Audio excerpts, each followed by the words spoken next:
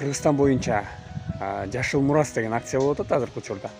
Баткен, Жалал абад, Ош областтарында жаштар көчөт отургузушту. Эми ушул акция Таласка келет атат. 30 апрелде буюрса Таласта көчөт отургузуу Жашыл Мурас акциясы болоюн деп атат. Эгерде сиз дагы ушундай бир көчөттөрдү отургузам, ошол Жашыл Мурас акциясына салым кошом десеңиздер, достор, бул жакка жазып коюңуздар. Устатынан шакирти келип сурайт экен да.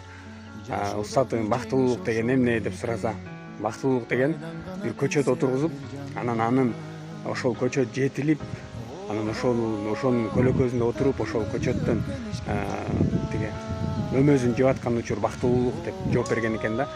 Ансыгарындай бир убакта ушинтип биз дагы атам экөөбүз тип койгон элек. Азыр мынтип атабызга соо тийип атат деген сайын бул жерден канча деген куштар, канаттуулар келип конуп, алар дагы өздөрүнүн азыгын жегенде соо тийип атат болуш керек деген ой. Ошол баарыңыздар бул акцияны колдоого чакырабыз. Баарыбызга кутман күн каалайм.